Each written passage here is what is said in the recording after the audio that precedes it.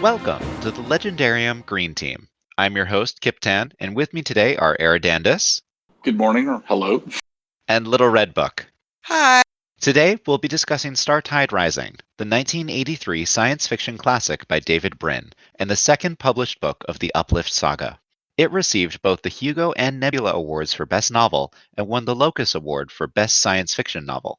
It's a book that I loved as a teen, and I'm thrilled to be able to talk about it with all of you.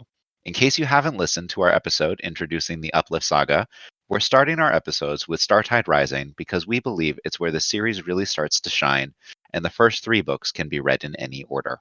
Today will be a half and half spoiler episode, with the first half discussing spoiler free content, our general impressions, and a couple tidbits about the series and the books. And then we will transition into our spoiler content, but don't worry, we'll give a warning before then. Okay, so to start things off, Startide Rising is a surprisingly writerly book, opening with a journal entry, which itself contains a haiku, and then continuing to incorporate poetry and subtle stylism into a rollicking story full of action and hard sci-fi. Did you find this interesting? Did it get in the way for you at all? Did it conflict with your preconceptions? Who wants to start? Oh, I'll start. Go ahead.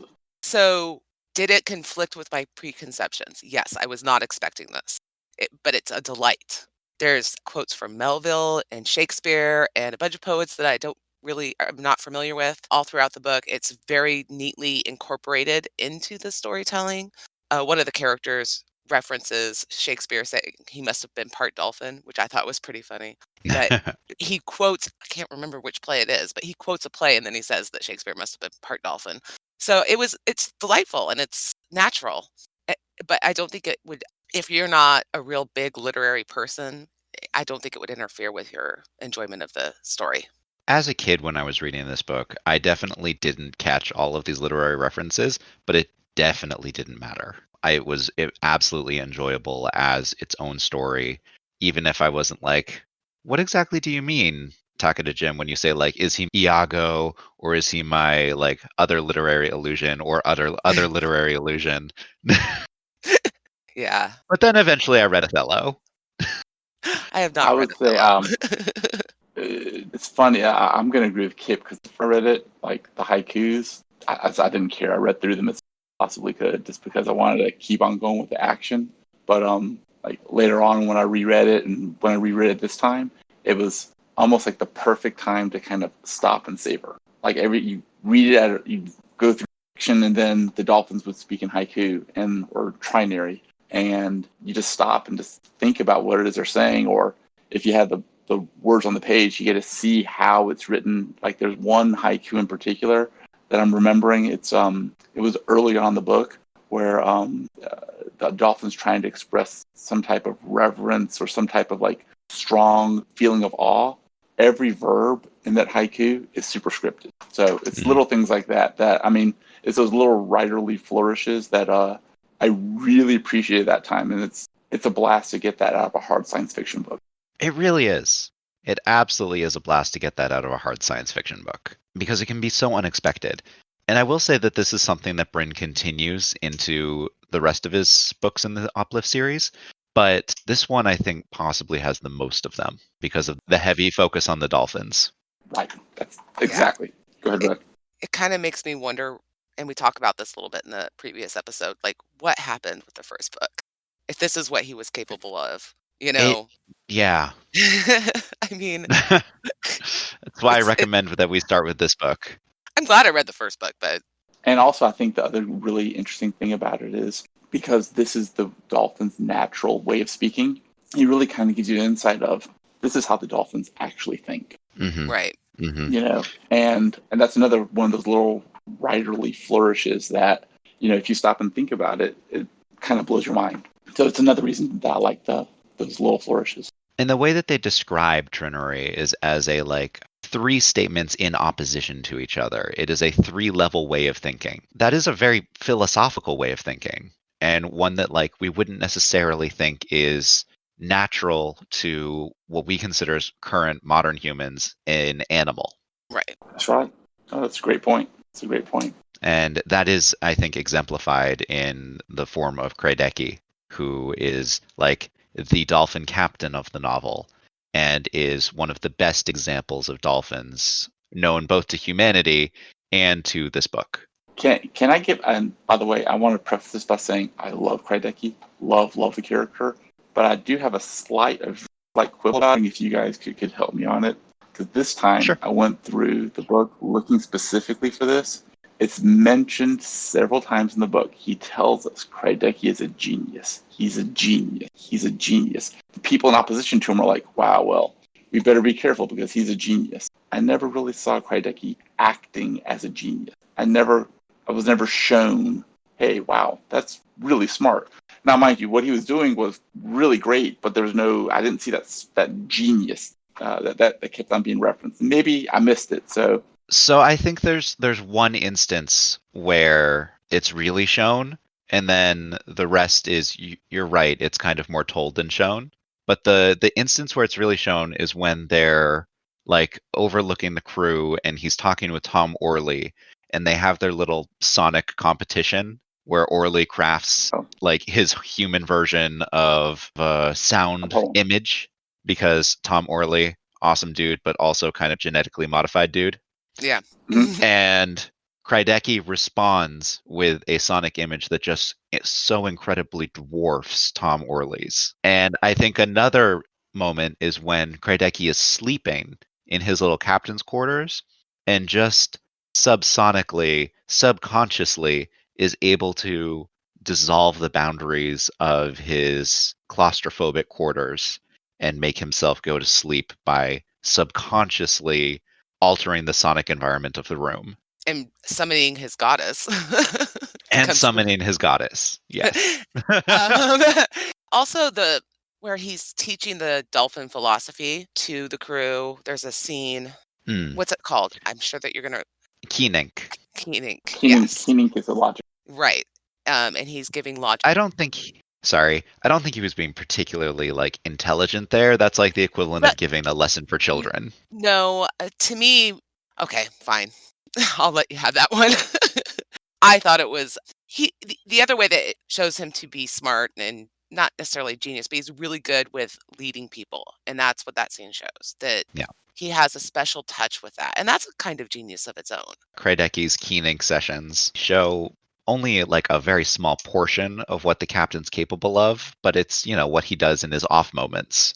No, I agree. And I mean, I believe earlier we were mentioning summoning the goddess. I guess I wanted to be clear, this is a hard science fiction book, and there's a point made that he recognizes that this is his subconscious that he's summoning. So, but it does have a heavy dose of mysticism in the book, for sure.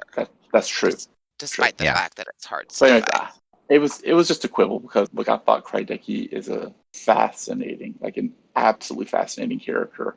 It was just my one thing was I didn't see, and I guess I stand corrected, these moments of genius that they kept on referencing. For example, when the geneticist had a talk with Krydeki, and then afterwards the geneticist was like, wow, he's a genius. And I'm sitting here going, all he did was kind of play you like a human would play you, which I guess is kind of the point. But now that I'm thinking out loud about it, yeah, I guess that's the point from a geneticist. So. Because Metz had no real understanding of either dolphins or Uplift. I think is in general a point that you get kind of early on about the character. He's like the lowest grade human on board the Streaker. Yes. And a terrible person. Exactly. Terrible dude who can't understand when a dolphin is being sarcastic. True. And I don't know how you call yourself any sort of credible Uplift expert when you can't do that. Well, I have more to say about that, but no, I believe it's very realistic. I believe it's extremely believable. No, I'm not saying it's unbelievable. I'm just saying, spoilers. Metz, I believe as a character. I believe most of these people as characters, but Metz does go a little close to home to some people that I've dealt with in my real life. Yes. If you've lived in the scientific community for any length of time, you've met that person. You've met Metz. You have. Yeah. You have. You absolutely have. Yep. Okay. Did anyone have any favorite moments about the writerly style? He really does just use so many instruments available to a writer. He uses italicization, superscript, bolding. He uses the M-dash. He uses sentence fragments, haiku, all these things. And they all just flow. They never feel like they get in the way of the story. I'm going to pick one you didn't mention, only because it hasn't been mentioned. Chapter breaks. Every chapter is a singular point of view, and then every time he goes to a different point of view, a different chapter break. So Yep. that's another little. But I agree with everything you said. I just wanted to throw that one in. Okay. And it's also very helpful for point of view changes. That's what he mostly uses the chapter breaks for. So you'll have chapters that are only a few sentences long. Did anyone have a point of view that they were most or least favorite of? I have a most favorite because he's also on this read probably my favorite character in the entire book. Okay. That's Kipiru or Kipiru. Kipiru? He had, I don't know. Yes. Yeah. Kipiru? We're just gonna go. We're gonna go with it. Yeah. Because he had the most complete arc of anybody in the book. I don't want to get into spoilers, but he had a complete arc, and he started off not acting with a bunch of sapience or sentience, and he ended the book by showing what's the best parts of being a dolphin who has sentience. So I loved his entire arc. I really, really did. Okay. I really liked that praying mantis alien. She was great. I mean, she was wonderful. I loved being on her ship with her, which so maybe you says mean something. the Sorrow with her mating claws? Oh Yeah. my God.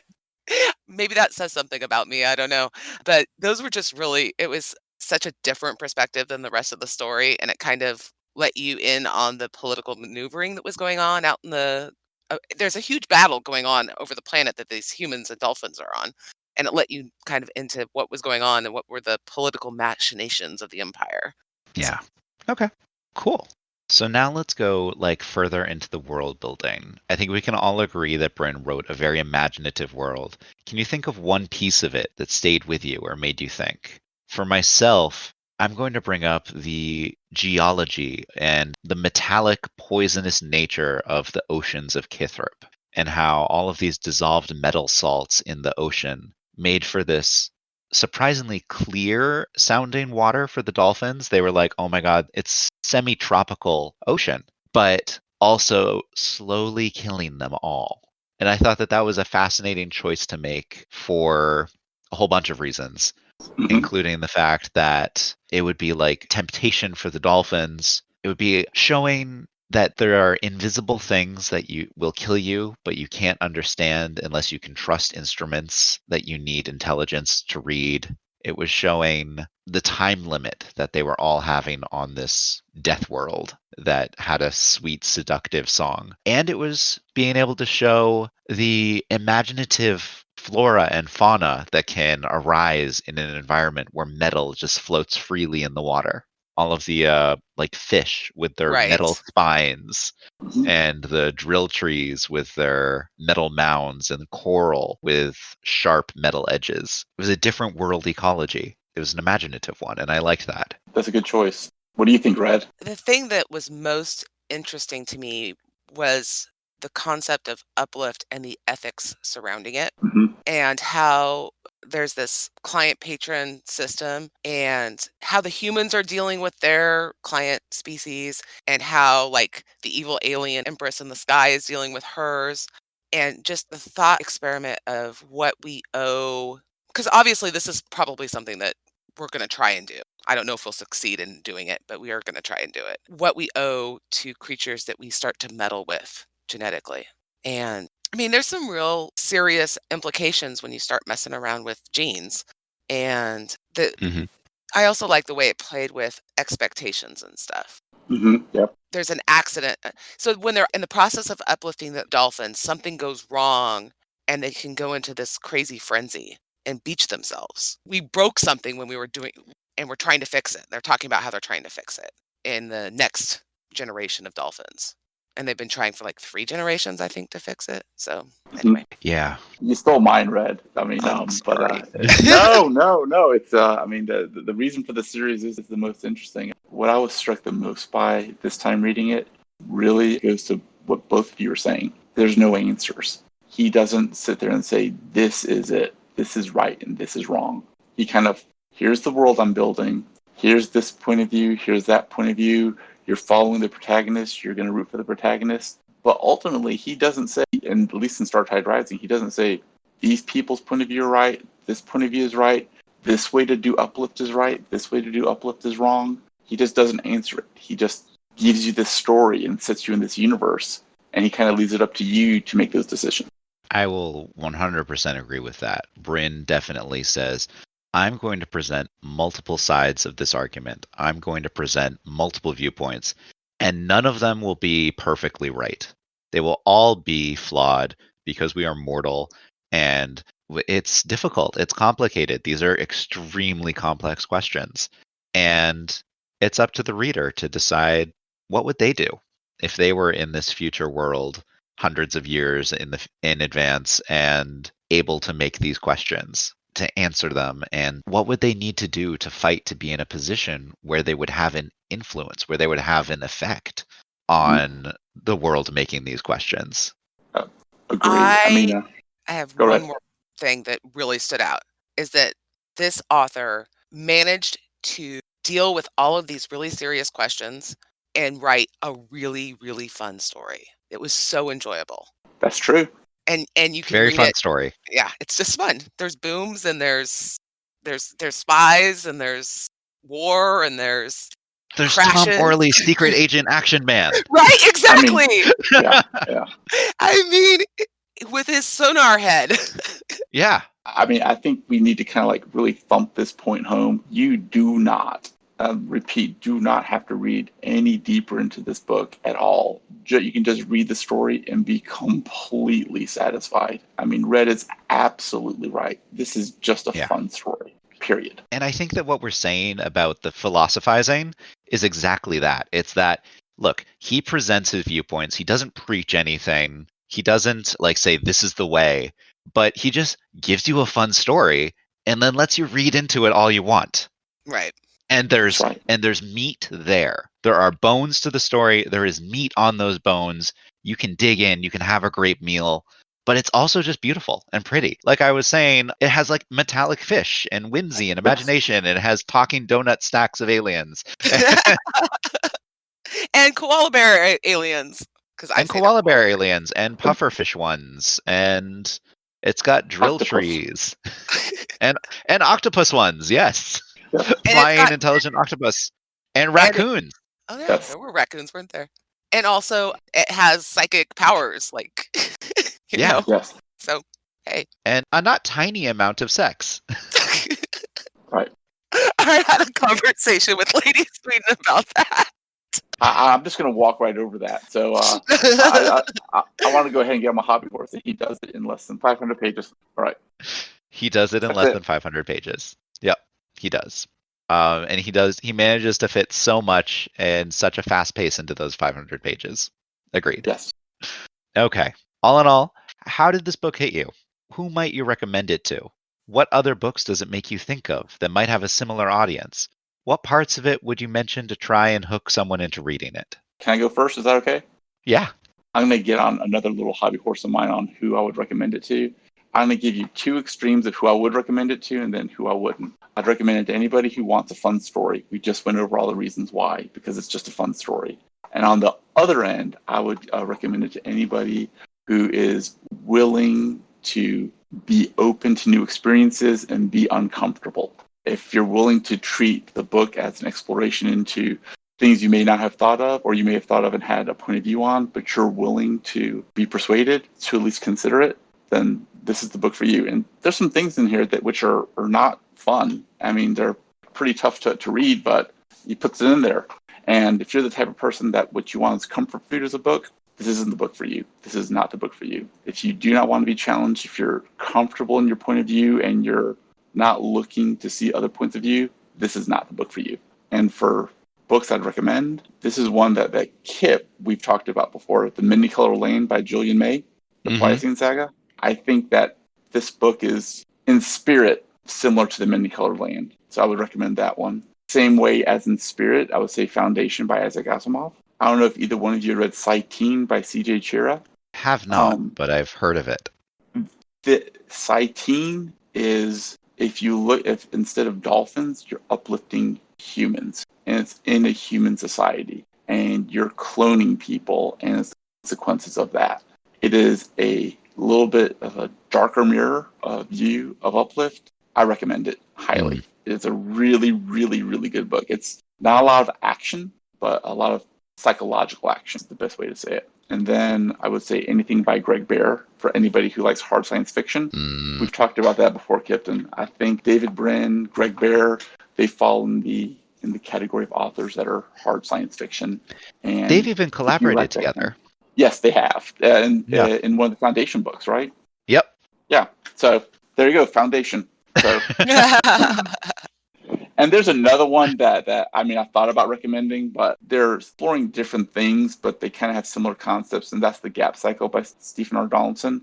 But I always hesitate to recommend that book, that series, because that's a tough series to read. I've heard it's extremely dark, which That's Brin the is not really. No, he's No, not. that's why I said Brin's an optimist. He's 100% optimist. And Gap Cycle's like basically take everything that was done in Uplift and grimdark it. And that's the No, Gap thank Cycle. you. So, No, that's why I thank you. hesitate to recommend it. But anyway, so I'm sorry I took up so much time on recommending books, but That's fine. So It was roughly a minute. So this is going to sound weird, but I would recommend it to somebody who liked The Hunt for Red October. Good. Fascinating. Good choice. Good. Yeah, It is. That was what I was thinking about this entire book. The second time through, I was thinking, this reminds me of The Hunt for Red October. Those people usually don't read sci-fi, type of people who read Tom Clancy, but maybe they should check it out, and I bet they would enjoy it. I bet they would like this book. Yeah, quite a lot. Red, that's an inspired choice. It really is. It is. It really is. And if you like this, I would also recommend the For Kosakin series by Lois Bickmaster-Bijoldt. Okay, this is your Tamara Pierce moment. Okay, that's it. It is. Even though I agree I with do you, the no. same. I know. But it's true. She deals with a lot of the ethics around cloning and genetic manipulation. And several of her books are very heavy on it. So that's all I have. I don't read a lot of hard sci-fi, guys. So as I was driving yesterday, I was listening to a Star Trek podcast, and I came to the conclusion that this book is actually like Star Trek Enterprise if Enterprise was done better.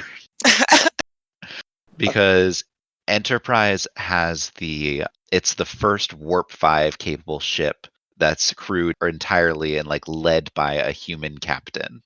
Yeah.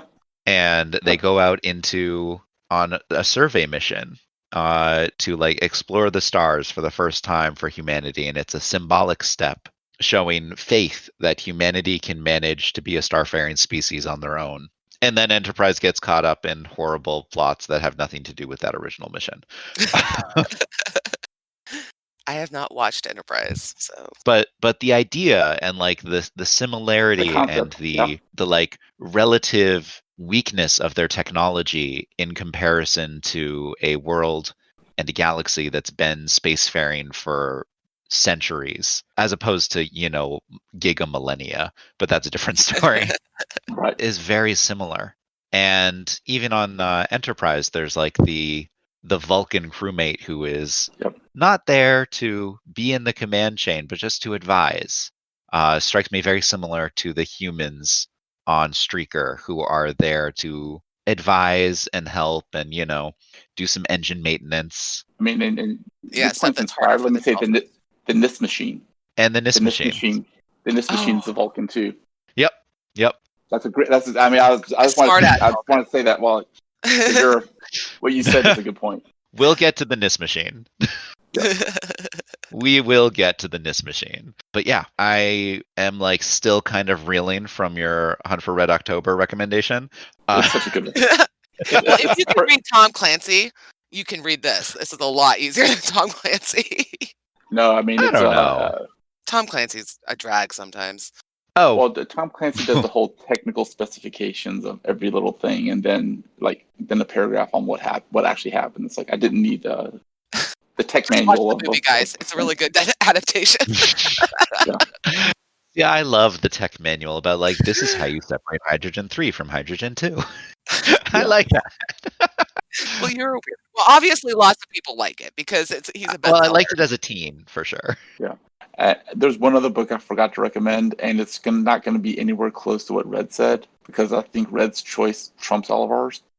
But I'd say Hyperion by Dan Simmons, which the Green Team's going to be doing in later episodes. the themes that are explored in Hyperion and its sequels are pretty similar to what some of the Uplift themes that are explored. And I think the same person who would enjoy all the deeper stuff in Uplift would enjoy the same things in Hyperion and series. And I think Ashaman and you, Kip, are going to be doing that series. So. I'm definitely fighting my way into a Hyperion podcast. Yeah. Yep. You kids have fun with that. Hyperion has gorgeous worlds, and they're very imaginative that way. But it doesn't really have a lot of explorations of like alien species and modes of thought. It would be nice to get both of those. And I want to say I enjoyed Hyperion. I just didn't enjoy it enough that I want to do a podcast about it. Okay. Right. Yeah. But I liked it. It was a fun book. Yep. That's fair. And for people who are like doing a bunch of YA, if you enjoyed like Diane Duane's Young Wizards series, where they go out into the universe and they meet all of these different alien species and there's all these different ways of life, I think that you might also, like, as you get a little bit older, you might say, what other stuff is like that?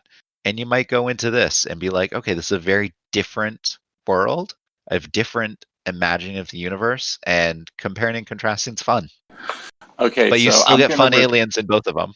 Nope. I need to go ahead and I need to retract all my choices and Kip's Dwayne and Red's Hunt for October, and you guys are in good shape. Yours are still great, Era. Yours are still great.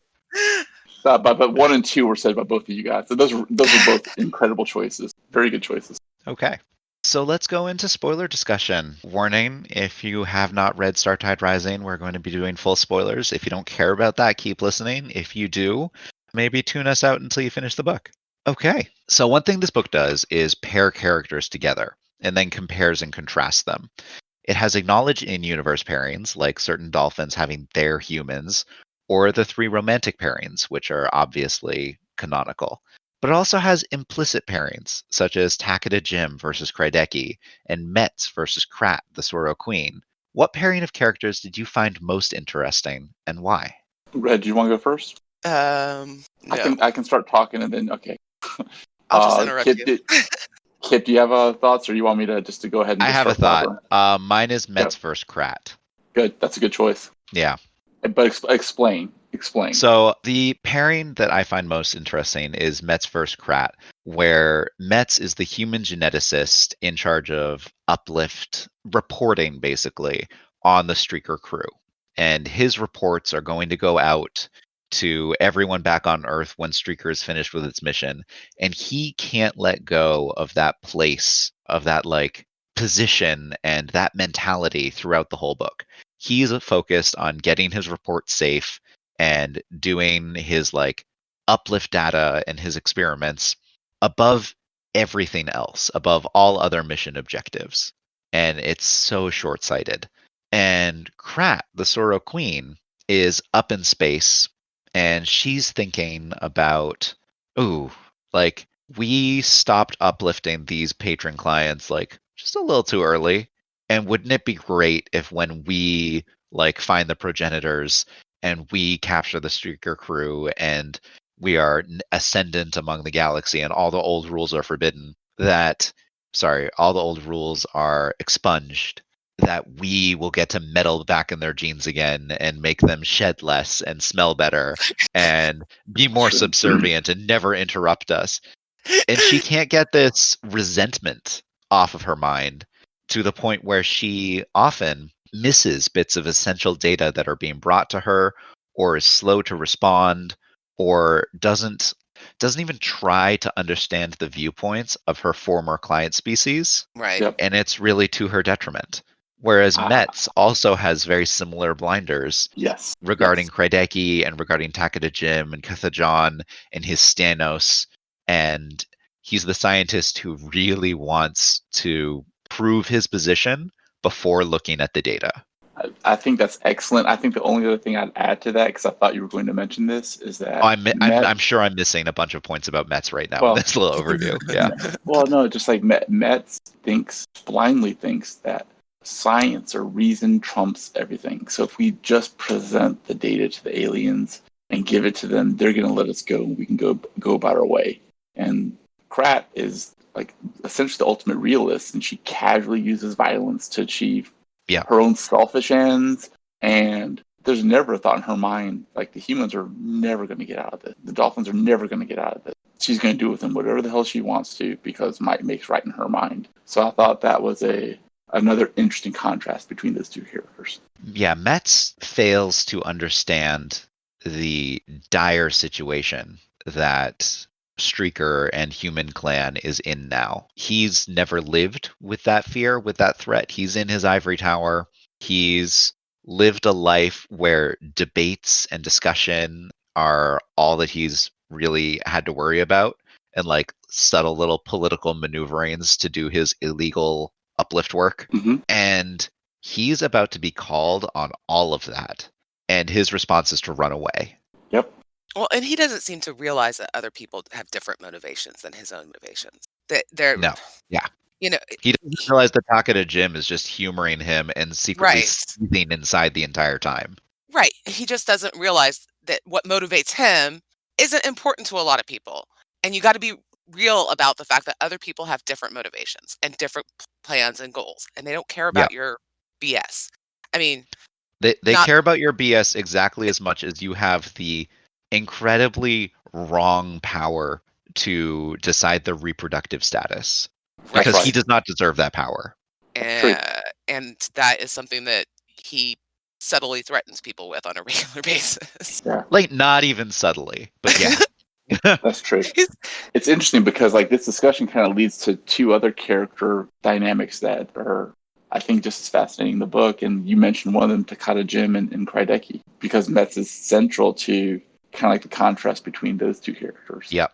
At least my impression was Takeda Jim is, here's how a dolphin would be. Here would be a human mind in a dolphin body. That's Very what much. Takeda Jim is. He is a human. He thinks like a human. I mean, only before he dies does he ever evince any of dolphin. And Krydeki is the apotheosis of this is being a sentient, sapient dolphin. Yes. Like, and he is like a very alien creature compared to us humans. He can interact with humans and he can talk to humans, but he's a dolphin and he's forging his own path. And the tension between those two characters, the second in command and the leader, I thought it was great the way it was kind of shown throughout the book, so that even when Krydeki loses his speech center, he's not a human.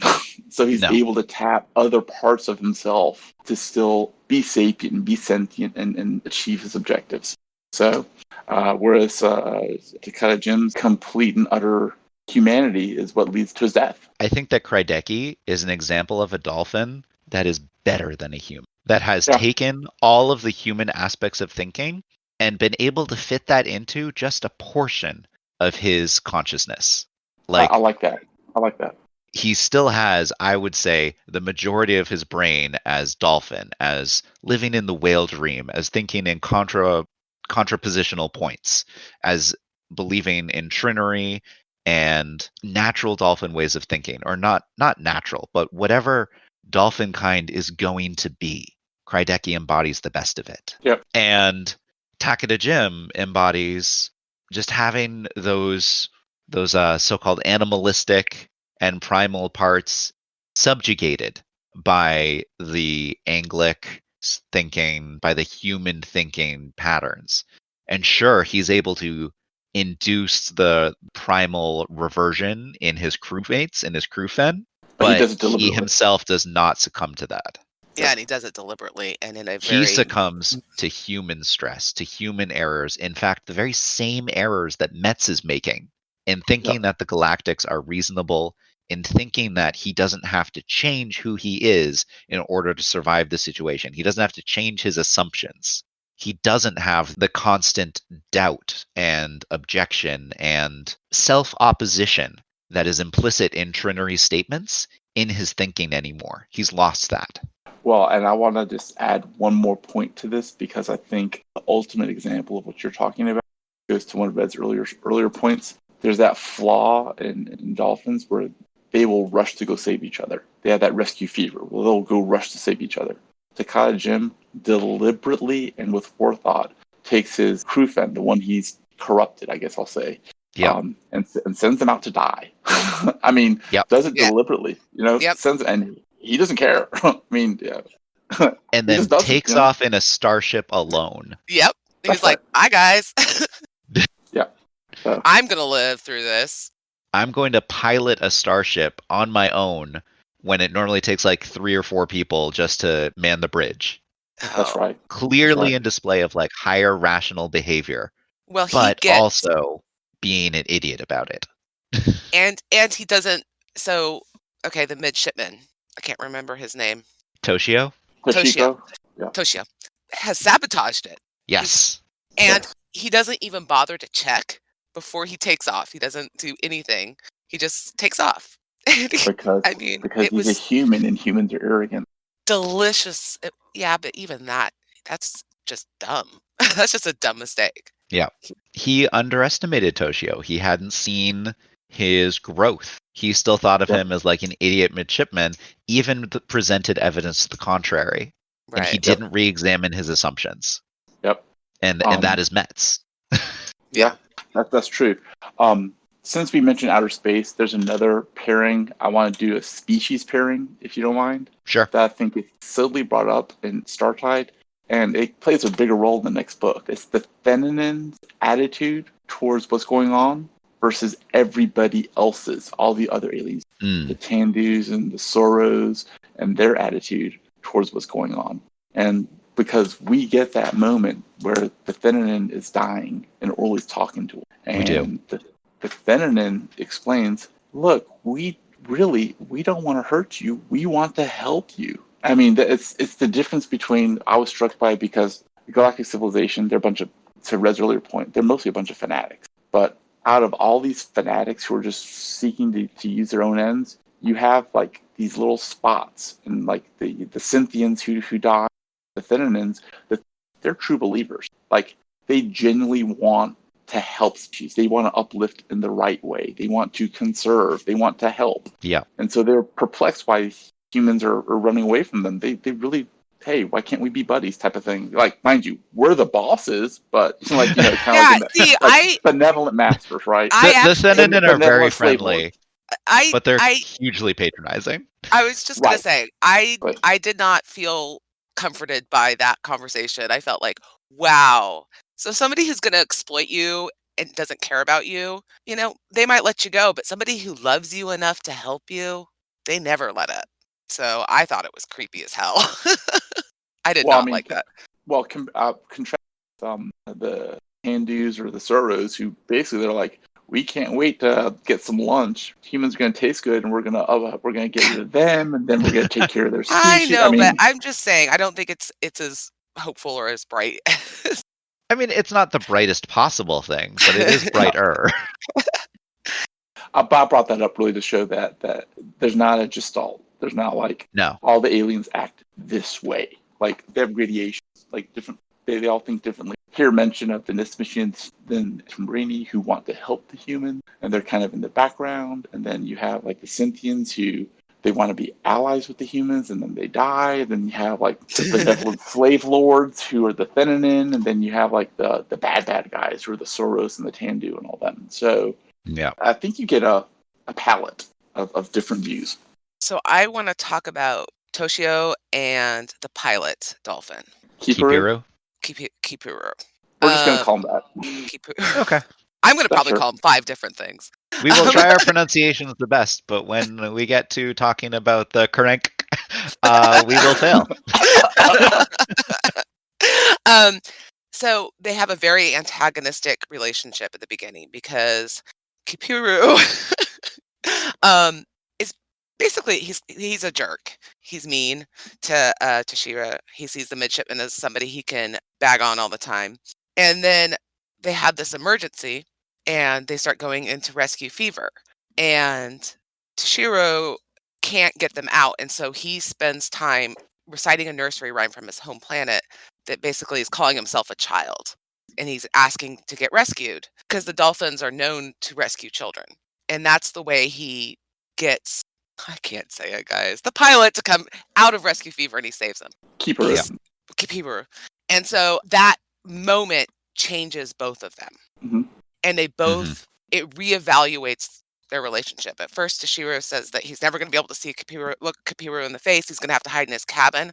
But then Kapiru realizes that he's been treating this kid as a kid. I mean, he is a kid. He's very young. Yeah. But he's a midshipman, the lowest of the low in the officer right, training corps. Yeah. exactly. He's a kid.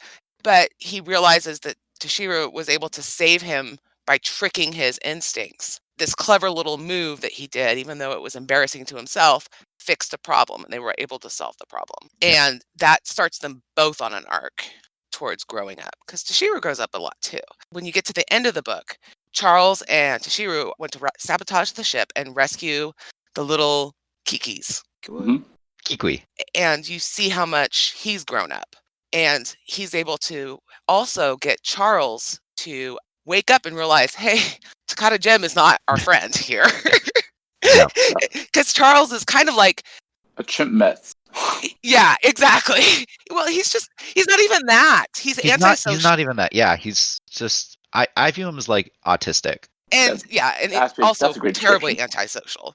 Yep. He's like, I don't know why people won't study with me. Well, it's because you're a jerk. But anyway, Yeah. I mean, He so latches onto this chimp racism idea, and that's not at all what it is. yes, right. Maybe it's just you. Yeah. And he gets Charles to get out of his head for a minute and realize, look, these guys aren't our friends. We need to stop this. They sabotage the ship. They save the little Kikis, or whatever they're called. And then I think one of my favorite moments in the book, honestly, was Charles looks at him and he says, if we were back on Earth, would you go and save unuplifted chimps from a sinking ship? And Toshiro says, I don't know. I wish I could say I knew, and I wish I could say that I would do it, but I just don't know. And I And just he thought doesn't that was even say, like, if you were back on Earth. He says, if you were back on Earth, back before Uplift. right. Yep. Right. And I just thought that was such a poignant moment where Toshiro is just being really honest with both himself and Charles in a very dangerous situation, and just says, I Yeah. don't know. I'd like to think I would, but I don't know. And also, that's true. Do any of us know when you're in that situation? When the rubber meets the have road? any of us joined Greenpeace to try and save chimps Look, from human I'm- experimentation? I'm the No. opposite. I've Yep. benefited and like been in animal experimentation. Like Right. Well, I mean, Yes. I have to struggle with that moral choice all the time, and I try to keep my research limited to like bacteria and E. coli, and that's the direction I want to go with my work. But and like human stem cells that have been taken from like bone marrow and from compensated people with fully informed consent. But it's hard. It's really hard. Yep. It's very, very hard. Yep. I like to talk about the other end of that dynamic. Kibaru. I was trying not to get emotional. I was trying not to pull a Todd. Because when you're talking about it, I was remembering that moment in the book where Toshio was getting dragged under by the plant squid, Yep. the bottom of the middle mound, and the last thing he remembered before he blacked out was Kibaru like charging ahead with to come and save him, and Mm-hmm. anyways, that kind of showed like the best parts of Kibaru in that moment. Then he loses his sentience and sapience, and to kind of contrast Toshio's journey at the very end when he's fighting the orca dolphin, Kazajan. Yeah. He wins because he outthinks his opponent. oh yes, that was so good. And I loved that. It's like that was Kibaru's journey, and even though he never acknowledged it like in words or whatever, through his actions, like he acknowledges that Toshio brought him to this point, that he made him a better dolphin. Right? Yeah. Seemed like a better human, a better dolphin. Because he was by Toshio's side, he had his back. They became friends. Like they went from enemies to friends. And I just wanted to touch on just the opposite side of that relationship too, because I think both of them ended up profiting from that relationship. And I want to have a moment of silence for midshipman Aki. Oh my gosh. That was sad, wasn't it? That was so sad.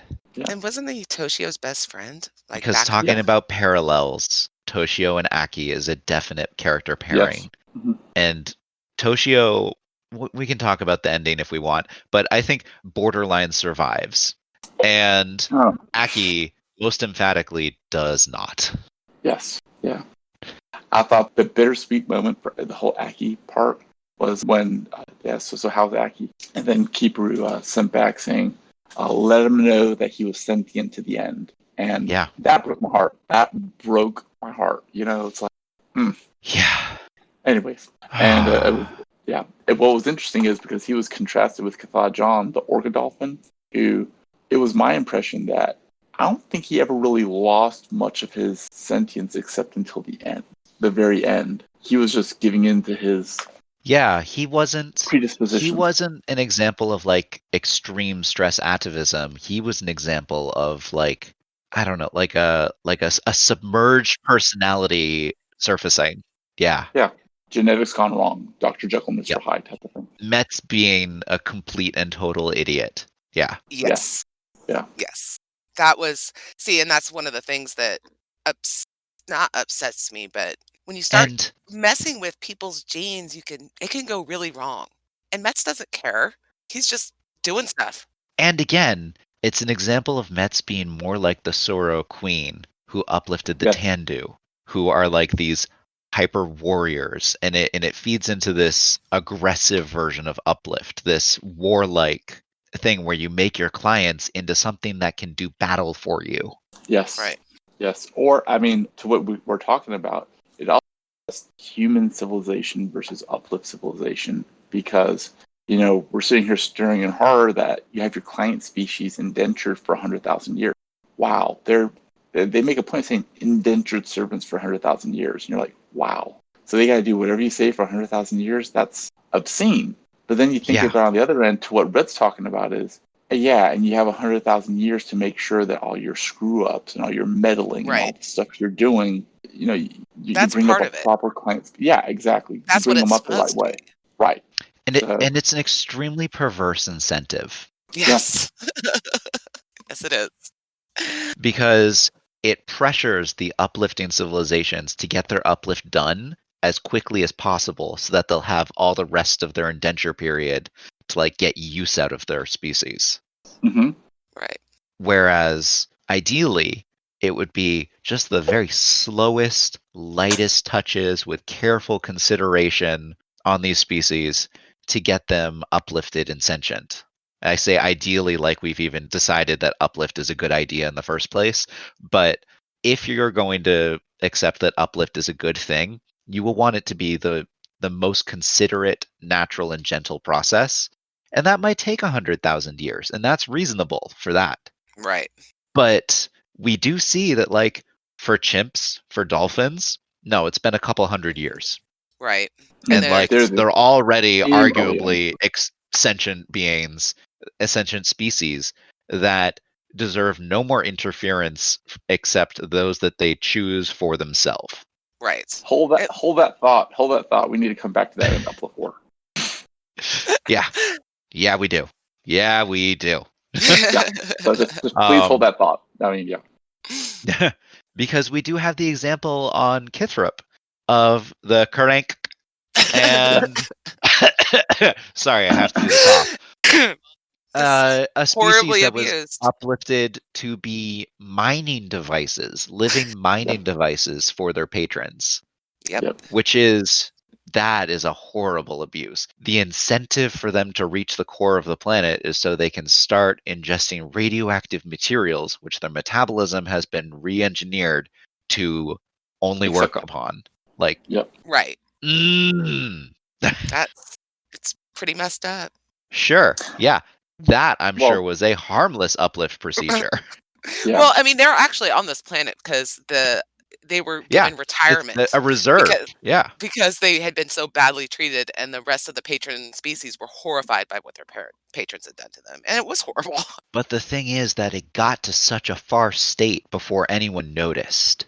Yeah. It got to, like, galactic supervision is clearly something that only happens every now and again, kind of in a haphazard manner. The institutes are weak, and they cannot protect every uplifted species. Right. And a lot of other species don't care enough about what. Yep. And if you're like the Soro or the Tandu, your abominations that you do to your epistharch or acceptor species will just go overlooked. Yep, and even though what they're doing, evidently to the PZRs, the acceptors, it doesn't seem to me to be much better than what happened to the Karunk. Yep. And I when mean- they looked up the Soro and the Tandu in the library, it was like noted that there's like an inquiry about what they've done to their client species, but clearly Nothing has happened. nothing's happened. Nothing That's why meaningful has happened. Yeah, the institutes are like the UN. That's exactly They're there. they very much are. And they make proclamations. And that's about it. And I thought it was implied that I'm not gonna do the glottal stop anymore. The Karunk. There we go. I'll do it like There that. you go. There we go.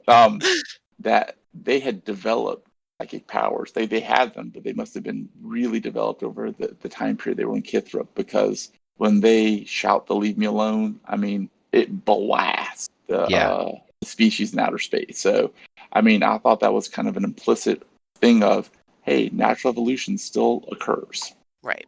So I just thought I'd point that out.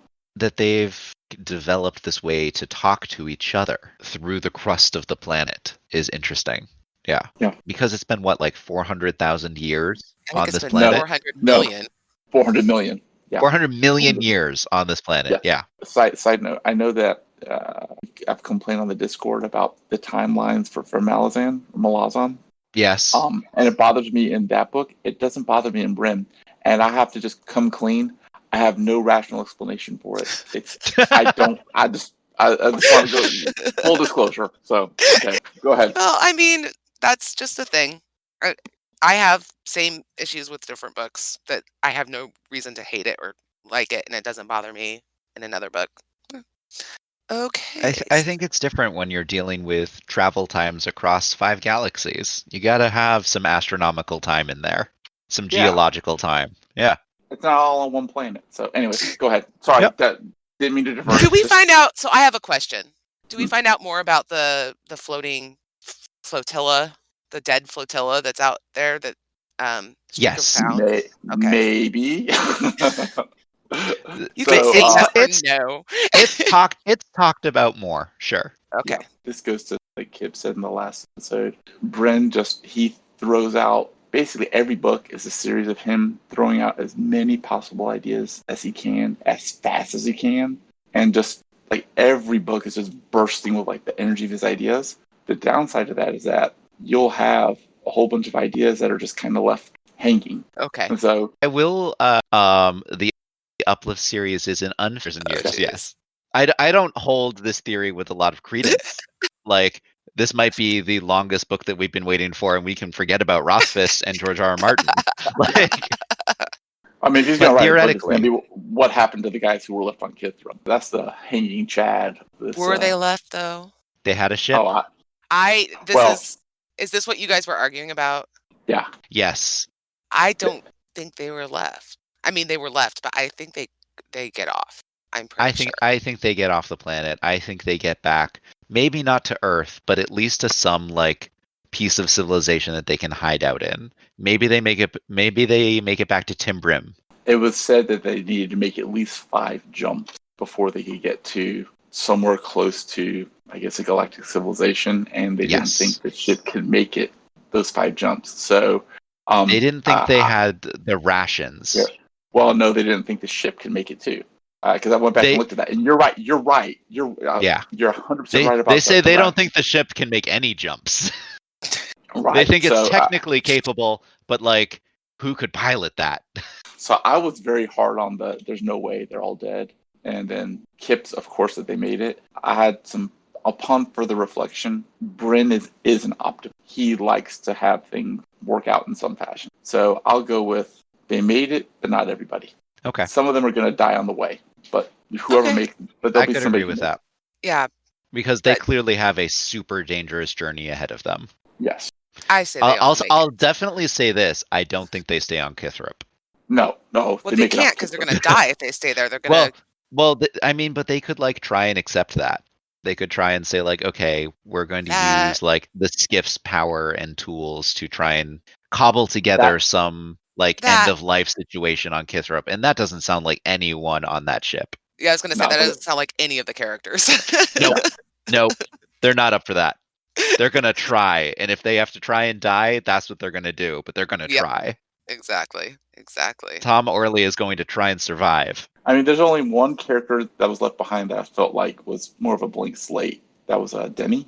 Yeah. But everybody else, they're pretty type A personalities. I mean, they're going to do something or die trying. So Denny was on the ship to Escape emotional problems on Earth. escape emotional problems on Earth, but also to try and like pad her resume so she could get a better position because she didn't think that her resume was good enough on its own.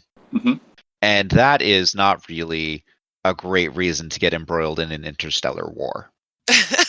Well, I mean, I think she regrets the way that like the streaker thing happened. Tom is probably not as upset or not as surprised, not as disconcerted by the sudden change to Streaker's position as Denny is. He's a super secret spy. Tom Orley is super secret spy who trekked across Venus to deliver secret information and then met his genetically designed love of his life when she rescued him. Tom Orley lives a special life. Yeah, but the humans are still uplifting themselves, and the best of the result right now is Orly and Jillian. So they are two of the best that humanity has to offer. They are both Terrigen's agents on the first Dolphin crewed mission. Yeah. Okay. So let's do some rapid fire questions to finish this episode up. What were your favorite species from the book and why? Dolphins. Because they're dolphins. Good answer. Strong tip. You? Strong choice. The Nis machine. Because he's the only example of mechanical intelligence that we see in this book, and I was just drawn to that because I want to know more. He was pretty great. That's a good choice. And he's sarcastic. I can't imagine why that would attract you, Kip. Yep. Era. Gosh, I have more than one. I'm just going to pick one that we haven't mentioned yet, but Brothers of the Night. Just because they have the coolest name of all the aliens. That's just Brothers of the Night. It just sounds cool. So, and it's easy to pronounce, unlike everybody else. So I'll go with them. Also, like, they were bred by their patrons to be the like most dangerous game, that kind of that trope, and then it's kind of implied that they killed their patrons. Yes, it very much is. Yeah, yeah, heavily implied. Very, very cool species. Love that. As for character pairings, we talked through that, and we have more we could say. But as for individual favorite characters, who was your favorite? I've already talked about this time around. My favorite, I think I've already talked about Kiperu. So yeah, I'll sit and rest and listen to you guys. Tom, I think, is honestly my favorite character because he's just got all the answers and he can talk to the dolphins and he's getting women even in real life. Look at Orly. He's like James Bond, but monogamous. Yeah, true. Yes, I'm gonna pick Jillian. Great choice. Because she's the softer, quieter counterpoint to Tom, full of doubt. And I think that her internal monologue, her journal entries, her introspection about the wider situation that they find themselves in is just fascinating. Can I add to that? I think by the end of the book, I came in with the impression of, well, the smartest person out of all that went on was Jillian. Yeah. She came away as like the smartest. She understood how everyone would think. Yes. And she banked on Takeda Jim, and she was like, come on, you're going to arm your weapons, aren't you? And she prepared for that. Yeah. She let Charles Dart sneak off some A-bombs, even if she didn't expect him to be able to sneak one past Takeda Jim. Well, and also she pulls that great move where she releases the water from the hole to stop. Wasn't that a fun moment to read? That was so great. Very fun moment. Very fun moment. Because, when you're moving at relativistic speeds, a whole bunch of unexpected mass in your way is not going to have a good time. Nope. Yeah. I love that from both the way it was described. I'm like, wow, I can picture this in my mind. That's so cool. But then also, like, from a hard science fiction perspective, I'm like, yeah, that's what would happen. So, So I love that. This is a bookend to that. Yeah, for sure. Unexpected kinetic weapon is it's a thing you got to worry about. And I like how went on a blind chase vector. Yeah. And the Candy's like all pissed off. She's like, I can't believe they would stoop to this, and then she gets vaporized. Yep. It was amazing. And I like how they brought up hyperbolic trajectories around planetary bodies because that is another hard science aspect that I feel like sometimes gets glossed over a little bit too much. And I'm not saying that it makes that trajectory management is a huge thing in the Uplift universe. It's not. It's not like The Expanse or even earlier sci-fi books where like they're still worrying about reaction mass and delta V's. The spaceships in Uplift use what seems to be reactionless drives. So not super hard sci-fi, but really advanced, really cool sci-fi. I'll give it that. Yes. But yeah, great maneuver, great character who does manage to outthink pretty much everybody. And I love her. And I want to see more of her. I think you might. There you go. That would be awesome. Okay. So if you've enjoyed our conversation, join the Legendarium Discord and talk to us. We have all sorts of fun stuff to say. If you really love us, please support the Legendarium on Patreon and give us money. It's been a blast talking to everybody. And thank you, Horizon Brave, for getting this all started. Goodbye. Goodbye. Bye, guys.